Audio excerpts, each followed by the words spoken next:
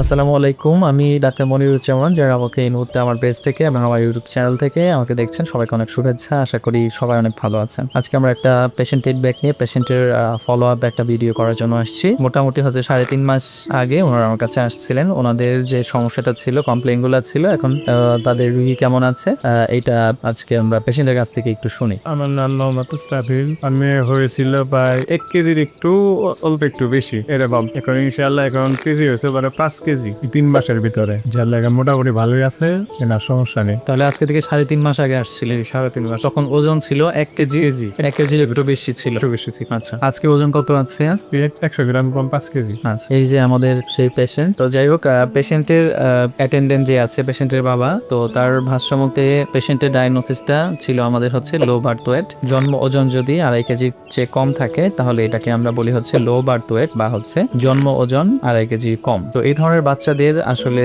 বেশ কিছু সমস্যা থাকে পরবর্তীতে।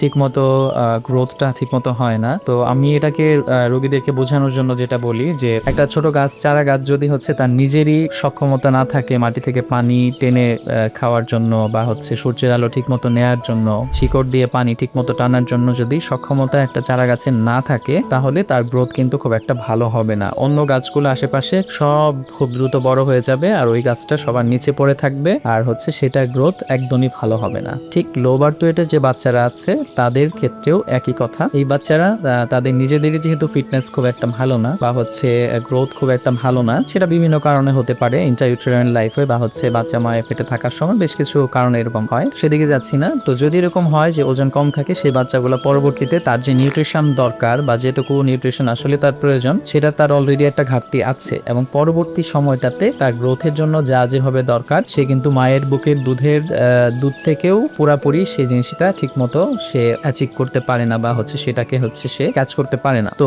এই জন্য তার গ্রোথটাও খুব একটা ভালো হয় না। সেজন্য আমরা হচ্ছে এই ধরনের বাচ্চাদেরকে সাপ্লিমেন্টারি বেশ কিছু ভিটামিন অ্যাড করে দেই। তো এগুলোর পরিমাণ আছে, ওজন হিসেবে, বয়স হিসেবে, বা হচ্ছে কি ধরনের বাচ্চার ওজন কত, সবকিছু হিসেবে আমরা বেশ কিছু ওষুধ অ্যাড করে দেই। তো এই বাবুকে টোটাল 4 মাসের জন্য ওষুধ দেওয়া হয়েছিল, আরো কিছু 14-15 দিনের মতো ওষুধ বাকি আছে। তো আলহামদুলিল্লাহ 1 কেজি প্লাস ওজন থেকে আজকে তার বয়স হচ্ছে 4 মাস, তার প্রায় 5 কেজি, 4.9 কেজি, প্রায় 5 কেজির মতো। এটা আলহামদুলিল্লাহ খুবই ভালো গ্রোথ, এবং ওনাদেরকে যে পরামর্শটা দিচ্ছিলাম সেগুলো ওনারা হচ্ছে সবকিছু মেনে চলছে, এবং এই জন্য হচ্ছে তাদের বাচ্চা আলহামদুলিল্লাহ অনেক ভালো ইমপ্রুভ করছে। এটা আমাদের জন্য সবার জন্যই ভালো লাগার বিষয়। তো এখান থেকে আমি যে মেসেজটা আপনাদেরকে দিব সেটা হচ্ছে, বাচ্চার জন্ম ওজন কম হতেই পারে, যেন না হয় সেজন্য প্রেগনেন্সিতে রেগুলার যে চেক আপটা আছে সেটাতে যেতে হবে। তারপরেও যদি কোনো কারণে পড়ে যায় জন্ম ওজন কম, সেটার জন্য ট্রিটমেন্ট আছে। আপনার নিকটস্থ কোনো এমবিবিএস চিকিৎসকের অথবা শিশু বিশেষজ্ঞের পরামর্শ নেবেন, এবং হচ্ছে আশা করি এই সমস্যাটা থেকে